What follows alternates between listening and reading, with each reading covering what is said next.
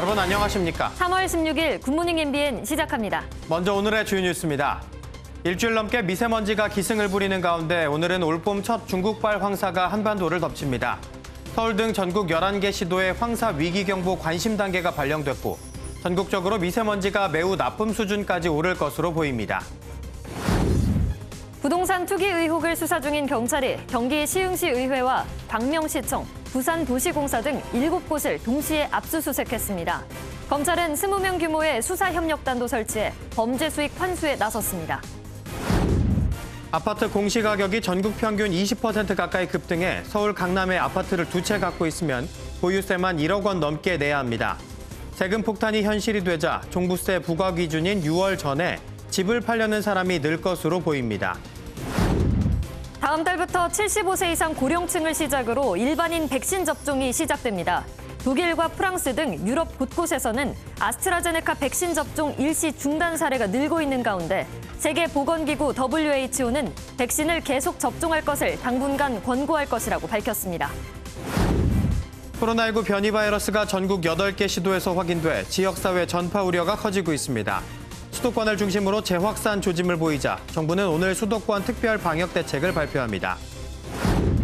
배우 윤여정이 한국인 배우 최초로 제93회 아카데미 시상식에서 여우조연상 후보에 올랐습니다. 영화 미나리는 작품상과 감독상 등 총 6개 부문에서 후보에 올라 지난해 4개 부문을 석권한 기생충의 영광을 이을지 주목됩니다. 중국발 황사가 몰려옵니다. 지난주 내내 기승을 부린 초미세먼지가 해소되나 했더니 오늘은 올봄 첫 황사가 찾아왔습니다. 전국적으로 미세먼지 농도도 짙다고 하는데요. 자세한 대기 상황 기상센터 연결해 알아보겠습니다.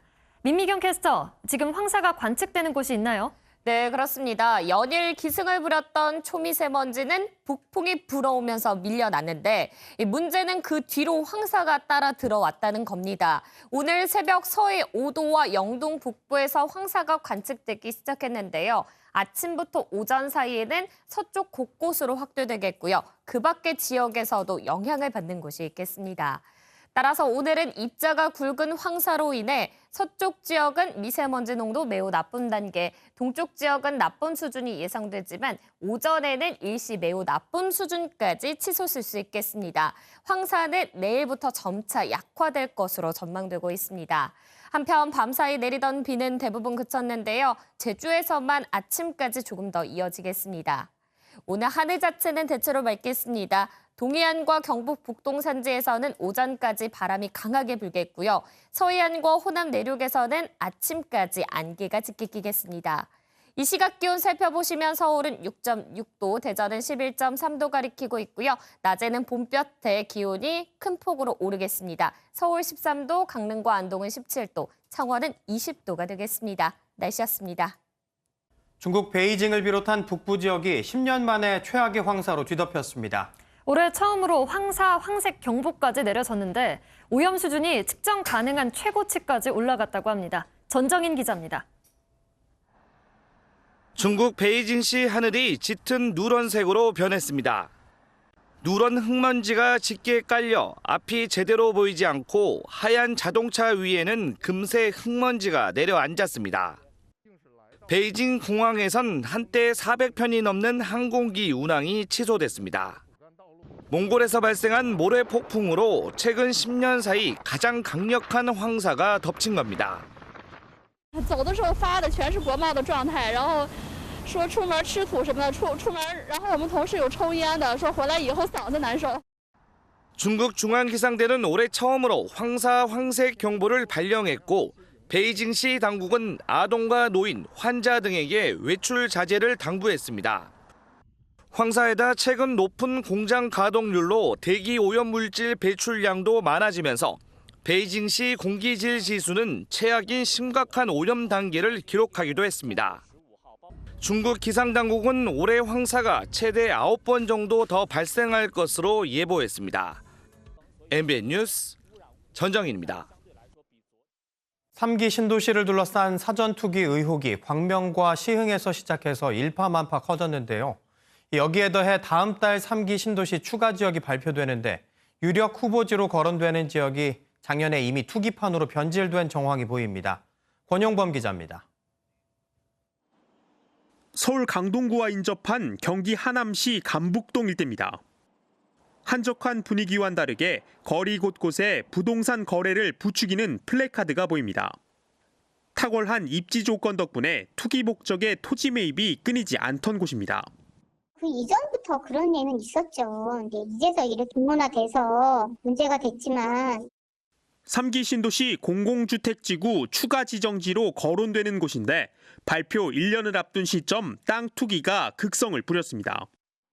지난해 4월 토지 거래 36건 가운데 34건이 지분 쪼개기 거래로 나타났습니다. 또 다른 유력 후보지인 경기 김포시 고촌읍의 지난 12월 거래 건수는 160건으로 상반기 월 평균 18건을 크게 웃돌았습니다. 지난달 발표된 공공주택지구 1차 추가 지정에 이어 2차 후보지 역시 투기판이 되는 것 아니냐는 우려가 나옵니다.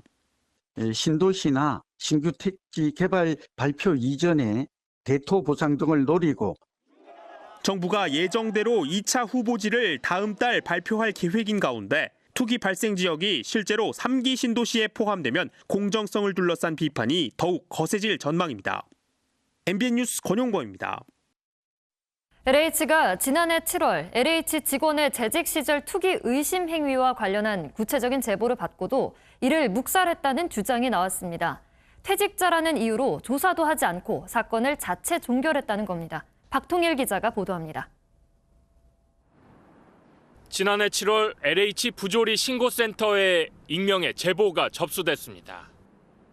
제보에는 한 퇴직자가 재직 시 개발 토지에 대한 정보를 미리 파악해 부인 혹은 지인 명의로 땅을 샀다는 내용이 담겼습니다. 제보자는 이런 투기가 서울과 인천, 충남 등 전방위적으로 이루어졌다며 투기 의혹에 연루된 관계자와 이름, 주소까지 구체적으로 언급했습니다.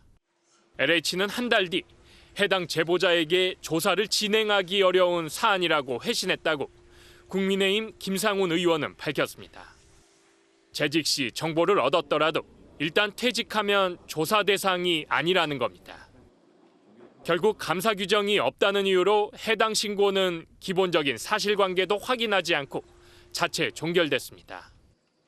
최근 LH 직원들의 땅 투기 의혹이 불거지면서 당시 미온적인 대응에 대한 비판이 커지자 LH는 앞으로 퇴직 전 내부 기밀을 활용하지 않겠다는 각서를 받고 투기에 연루되면 법적 조치를 취하겠다고 밝혔습니다. MBN 뉴스 박통일입니다. 지지율이 앞선 오세훈, 안철수 두 후보는 상대적으로 여유를 찾은 모습인데요. 이 우여곡절 끝에 단일화 토론회가 오늘 오후 열립니다. 내일부터 단일화 여론조사에 들어가는 만큼 처음이자 마지막 토론회가 되는 셈인데 어제 오전까지만 해도 날선 비방전을 벌이던 후보들은 극적으로 화해했습니다. 우종환 기자입니다. 야권 서울시장 단일 후보를 선출하기 위한 오세훈, 안철수 후보 토론회가 오늘 오후 5시 반 열립니다. 양측 실무협상팀이 내일부터 이틀간 여론조사를 하기로 한 만큼 이번 토론회가 두 후보의 운명을 결정하게 됩니다. 다만 이견이 있는 여론조사 문항은 오늘 추가 협상하기로 했습니다. 어제 오전까지만 해도 양측은 가시도친 설전을 벌이며 협상의 난항을 겪었습니다. 오세훈 후보님은 그 화답으로 분열을 말씀하셨습니다. 놀랍고 충격적입니다. 이것이 과연 단일화 협상 상대에게 할 수 있는 말씀입니까? 그렇게 자신이 없는 사람이 무슨 출마를 하려고 그래요? 자, 토론도 안 하겠다. 아니, 토론도 할 수 없는 사람이 가서 시장 노릇은 어떻게 할 거예요? 하지만 어제 오후에 열린 비전 발표회에서 오세훈 후보가 안철수 후보에게 사과하면서 화해 분위기가 만들어졌습니다. 안철수 후보님 죄송합니다. 제가 사과드리겠고요. 국민 여러분 믿어주십시오. 저희들의 단일화 의지는 정말 굳다. 안 후보는 오해가 풀렸다고 답했고 두 후보는 비방 없이 통합에 최선을 다하겠다고 다짐했지만 현재 지지율이 엇비슷한 만큼 어느 때보다 치열한 토론회가 될 전망입니다. 오늘 오후 5시 반부터 80분 동안 열리는 TV 토론회는 MBN에서 생중계할 예정입니다. MBN 뉴스 우종환입니다. 기존 코로나19보다 전파력이 강한 변이 바이러스 국내 감염 사례가 어제 31건 추가됐습니다. 변이 바이러스는 전국 8개 시도로 퍼졌는데요. 4차 대유행 우려마저 커지면서 방역당국은 오늘 수도권을 대상으로 특별방역 대책을 내놓기로 했습니다. 김민수 기자입니다. 지난 11일부터 어제 0시까지 코로나19 확진자 359명을 분석한 결과 31명이 변이 바이러스 감염자로 확인됐습니다. 국내 12건, 해외 19건으로 지난 10월부터 지금까지 213건으로 늘었습니다. 유형별로는 영국 변이가 178건, 남아공 변이가 28건, 브라질 변이가 7건이었습니다. 국내 12건은 모두 영국 변이 바이러스로 확인됐는데 이 가운데 10건이 집단 감염 사례에서 나왔습니다. 이번 조사 과정에서 경북 포항교회가 추가돼 변이 바이러스가 나온 국내 집단 감염 사례는 11건으로 늘었습니다. 특히 첫 번째 집단 감염 사례인 경남과 전남 지역 외국인 친척 모임을 제외한 집단 감염 사례 10건 모두 감염 경로가 파악되지 않았습니다.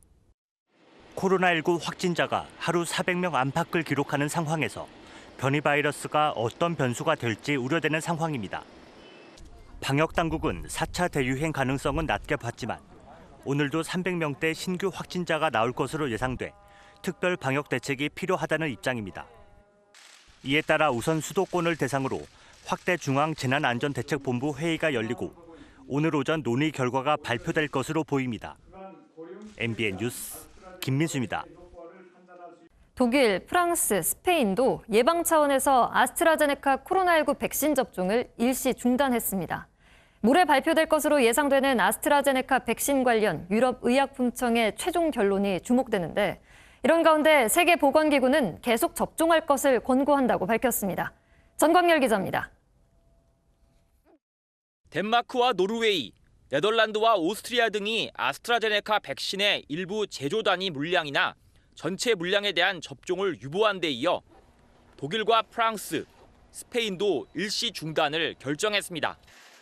아스트라제네카 백신 접종 이후 뇌혈전이 발생했다는 사례 보고가 잇따르자 예방 차원에서 접종을 중단하고 유럽의약품청의 최종 결론을 지켜보겠다는 겁니다. 아스트라제네카 백신과 혈전 형성 사이에 인과관계가 성립하지 않는다고 잠정 결론 내렸던 유럽의약품청은 오늘 안전성위원회 회의를 열어 추가 검토를 하고 모레 최종 결론을 내리기 위한 회의를 열 계획입니다. 오늘 백신 관련 자문위원회를 여는 세계보건기구는 당분간 아스트라제네카 백신을 계속 사용할 것을 권고할 것이라고 밝혔습니다. 전문가들도 아스트라제네카 백신 접종 중단은 올바른 결정이 아니라는 반응입니다. If you pause this vaccine and there is a lot of the COVID disease about and there's a lot of the virus about, then you're going to increase the death rate. There is no doubt about that. 한편 아스트라제네카는 어제 유럽연합과 영국에서 코로나19 백신을 접종받은 1,700여만 명에 대한 안전성 검토 결과 혈전 위험성 증가에 대한 증거는 없었다고 발표했습니다.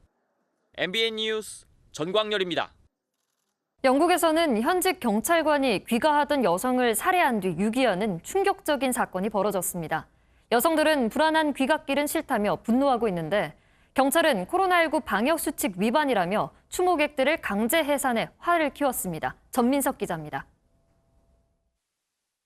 런던 남쪽 클래펌 공원 정자에 꽃이 놓이고 촛불이 켜졌습니다.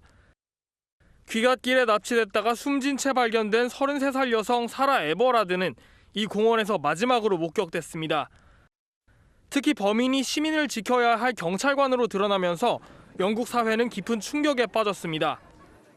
You know, we're not going to be coward away and scared. And I just think it's important for us to all have this presence. We could all be Sarah. A woman should walk our streets in fear. Every woman should feel able to walk our streets in safety.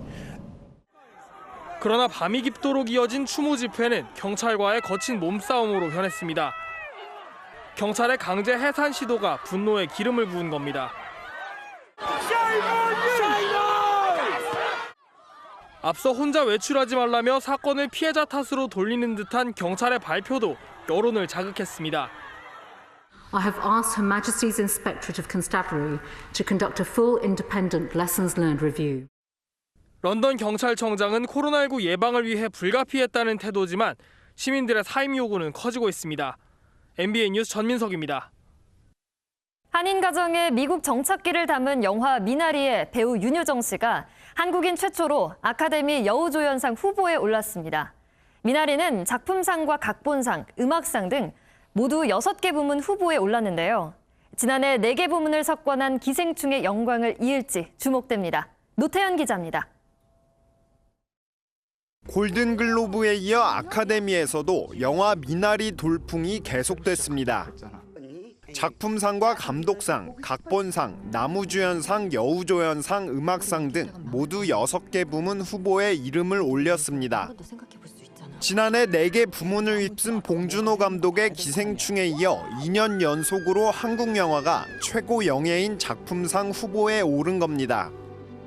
1980년대 이민간 미국 땅에서 딸 뒷바라지를 하는 할머니 순자 역으로 윤여정은 영화 데뷔 50년 만에 한국 배우 최초로 아카데미 여우조연상 후보에 올랐습니다. 윤여정은 아만다 사이프리드와 올리비아 콜맨 등과 트로피를 두고 경쟁을 벌이게 됐습니다. 수상으로까지 이어지면 영화 사요나라의 우메키 마요시에 이어 아시아계 배우로 역대 2번째가 됩니다. 또 농장을 일구며 아메리칸 드림을 꿈꾸는 가장 역을 맡은 한국계 미국 배우 스티븐 연도 아시아계 미국인 최초로 아카데미 나무주연상 후보에 오르는 기록을 썼습니다. 아카데미 시상식은 미국 현지 시간으로 다음 달 25일 열립니다. MBN 뉴스 노태현입니다.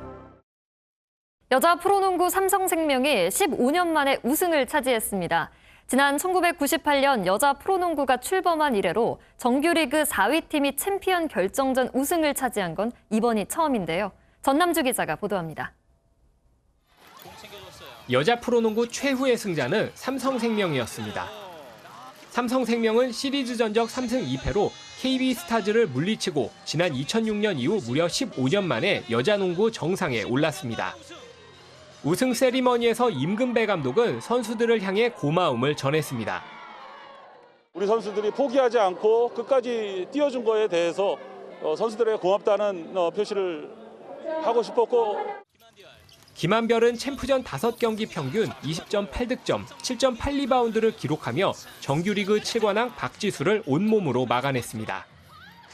I'm just happy we won. I mean, winning MVP is definitely an honor, but more important, I'm just happy to be a champion. 정규리그 4위 팀인 삼성생명은 1위 우리은행과 2위 KB스타즈를 연거푸 꺾으며 새로운 역사를 썼습니다. 삼성생명은 지금까지 없었던 4위 팀의 챔피언 결정전 우승이라는 0%의 기적을 만들었습니다. MBN 뉴스 전남주입니다. 미국의 한 강이 온통 푸릇푸릇한 녹색으로 물들었습니다. 다행히 녹조는 아니라고 하네요. 미국 시카고 도심을 관통하는 시카고 강이 밝은 녹색으로 물들었습니다. 자연현상은 아니고요. 배에 탄 사람들이 물감을 뿌린 겁니다. 아일랜드에 기독교를 처음 전한 수호성인 패트릭을 기리는 성 패트릭의 날 행사가 열린 건데요. 시카고시는 매년 시카고강을 초록색 물감으로 염색하는 전통이 있습니다. 작년엔 코로나19로 취소됐지만 올해는 인파가 몰리는 걸 막으려고 깜짝 행사 형태로 열렸다고 하네요. 어젠 러시아의 전통 봄맞이 축제에서 지프로 만든 성을 태우는 장면 전해드렸는데요. 오늘은 이 축제에서 만든 사람 키보다 큰 팬케이크 탑 소개해드립니다. 사다리를 타고 조심스레 쌓아 올리는 건 바로 러시아식 팬케이크 블린입니다. 높이는 무려 3.51m로 역대 가장 높다는데 이게 다 몇 장이나 될까요? 옆에선 김이 모락모락 나는 팬케이크를 끝없이 붙여내느라 분주합니다. 이 팬케이크는 둥근 태양이자 따뜻한 봄을 상징해서 봄을 맞는 마슬레니차 축제에서 온 가족이 모여 나눠 먹는다고요. 누가 더 크게 만드는지를 경쟁하기도 했지만 이번엔 높이로 승부를 겨뤘다네요. 지금까지 굿모닝 월드였습니다.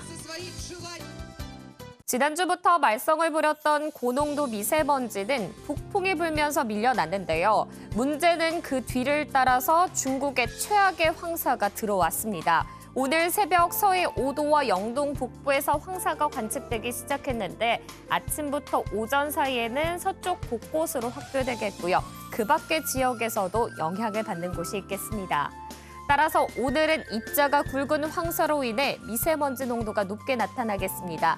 서쪽 지역은 매우 나쁨 수준, 동쪽 지역은 나쁨 단계가 예상되지만 오전에는 일시 매우 나쁨 수준까지 치솟을 수 있겠습니다. 출근길 보건용 마스크 반드시 챙겨주셔야겠습니다. 이 황사는 내일부터 점차 약화될 것으로 보이지만 이후에도 약하게 이어질 가능성이 있기 때문에 대기 정보를 꼼꼼히 확인해 주셔야겠습니다.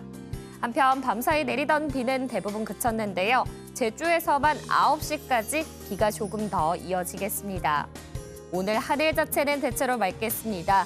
동해안과 경북 북동 산지에서는 오전까지 바람이 강하게 불겠고요. 서해안과 호남 내륙에서는 아침까지 안개가 짙게 끼겠습니다.